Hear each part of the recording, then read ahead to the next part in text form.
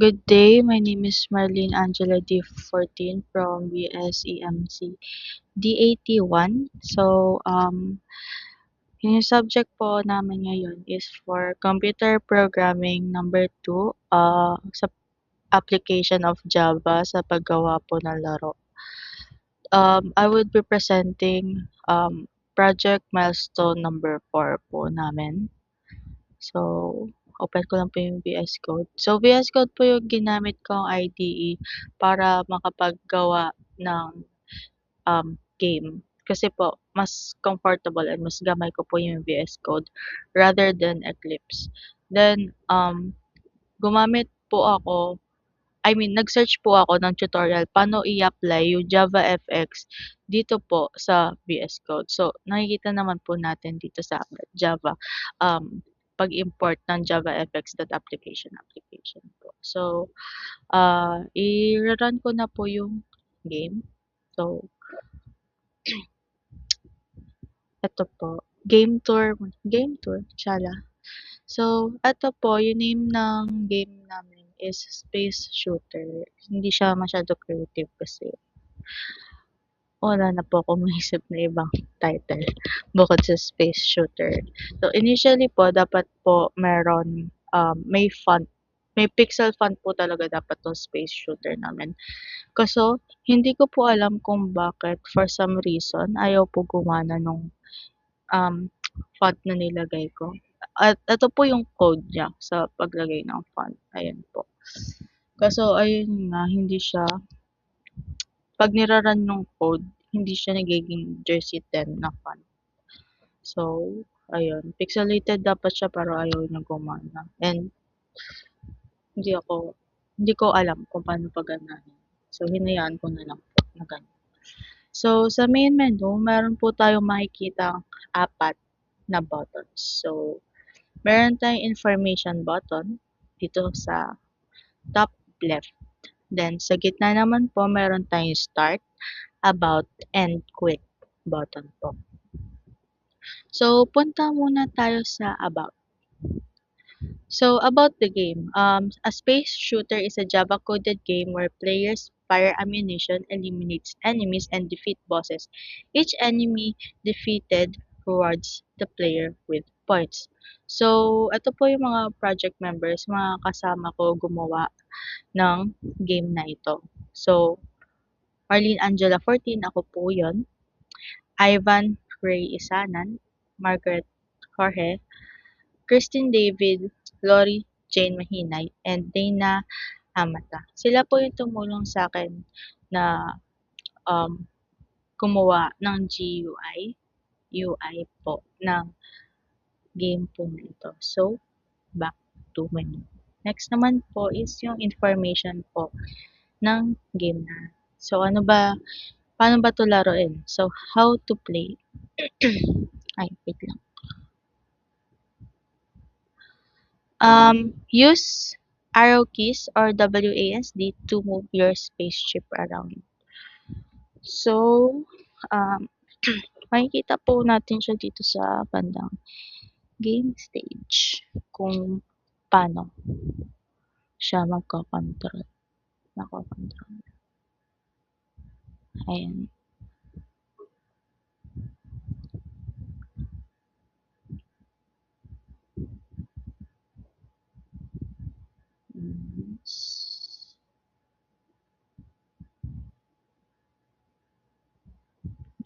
Wait lang. Explosion.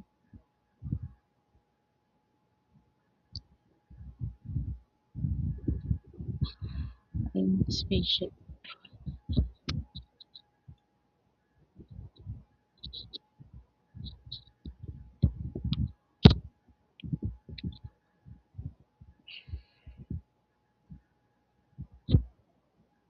Here, ito po. Yung press keys niya, up, down, left, right, and WASD. Ito po yung logic or yung function kung paano po siya magagalaw. Yung space bar naman po is pinipindot po siya para po mag-fire ng ammo yung ating spaceship. Then, avoid enemy fire and survive the countdown timer. Destroys enemies to earn time bonuses. So, pag nakakapatay po ng enemies, pag nakakapatay po ng enemies, magkakaroon po ng plus 60 seconds per kill.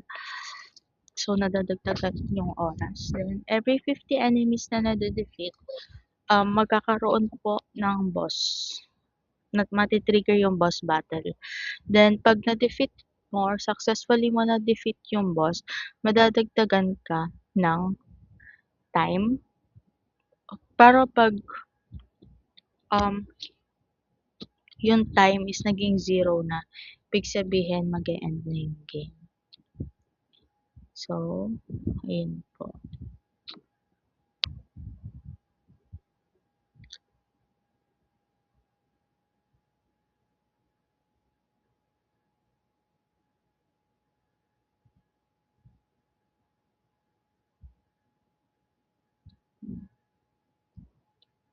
So, start ko na po yung game para po makita po natin kung ano po ba nangyayari sa game stage.java.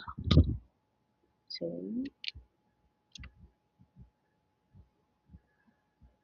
ayun po. Pag po may lumabas na parang color blue na mahaba, ayun po yung parang power up kineme natin. So, ayun, na-defeat na yung boss. Nalagdagan tayo ng time.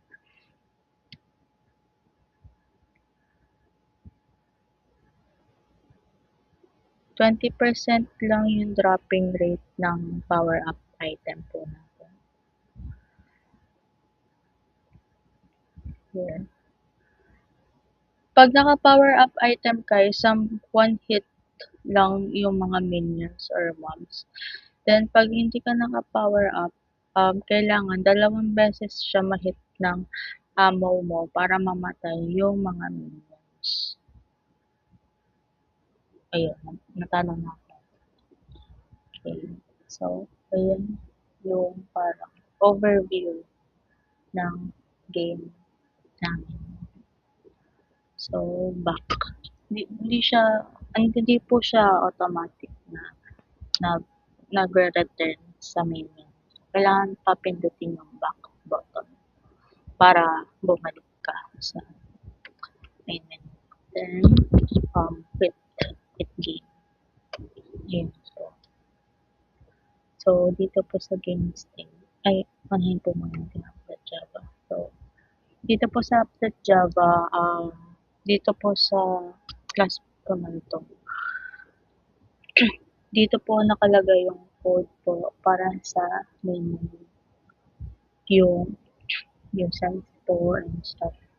So, gumamit po, yung images po doon, nakikita yung button is, ayun po yung assets na ginawa ng mga kaklase ko and ginawa na lang po functionable yung buttons na yon para magmukhang presentable yung itsura ng main screen. So, ano po, yung mga size,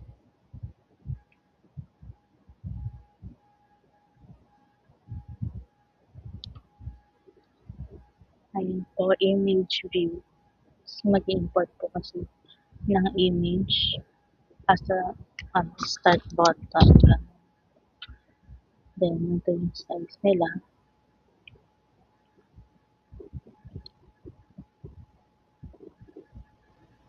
Ito po.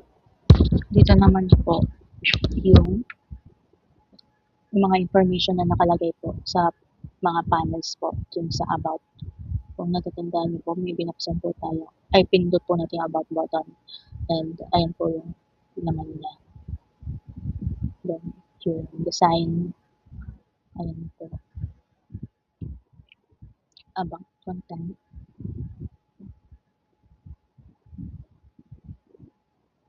Ito naman po sa instructions is, so, tulad po ng kanina, napindot po natin yung instruction button. Ito po yung lumitaw sa kanila. Then, ayan po yung layout niya. Kung anong po magiging itsura niya pag sinalpak po doon sa sinalpak po doon pag nirun. So, dito naman po tayo sa game stage. So, ayun po, sa boss configuration na po, yung health po, yung boss lang po yung may health.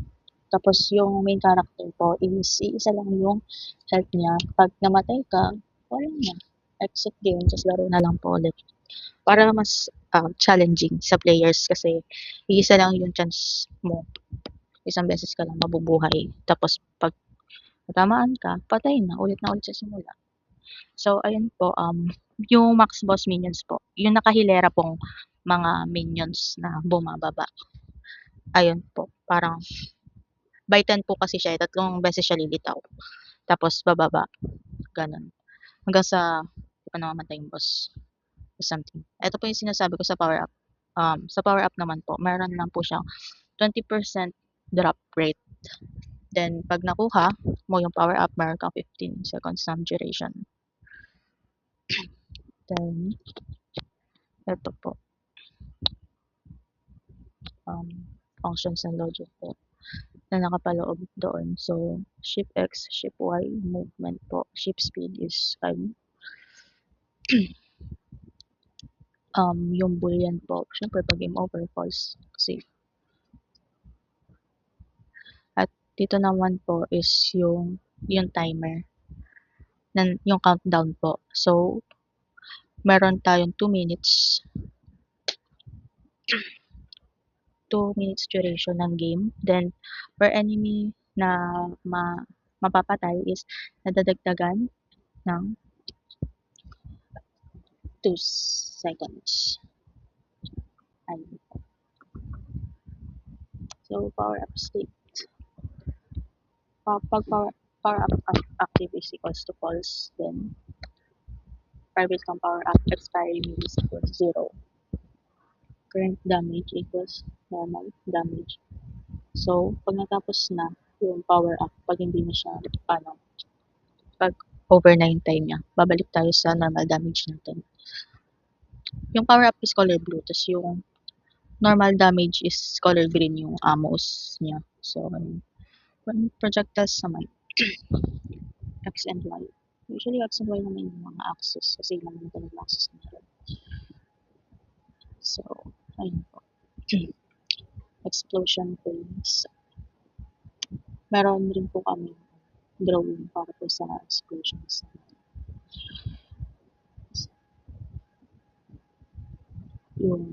Ito po yung mga size ng boss. Kung gano'n siya kalaki, ipapakita sa screen. So, diretso niya yung function niya kung paano siya gagalaro. Click, update click. So,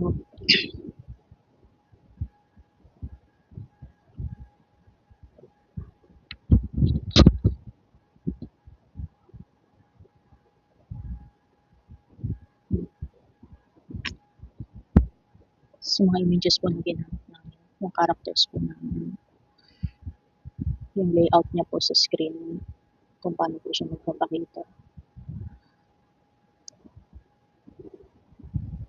Then, dito naman po is yung game loop, kung ano po ba nangyayari sa laro namin.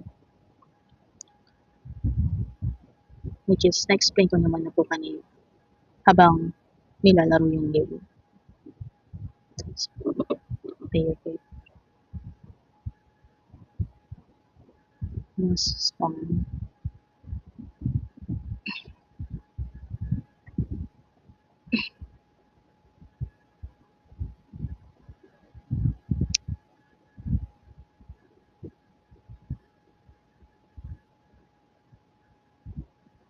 po, sa right senses. Hindi ko lang po sure kung dahil dito, kung bakit ayaw kumana ng yung title ng game. Parang ano po, yung CSS po. So, yun lang po yung overview and presentation ng project milestone number 4 po namin. Thank you po.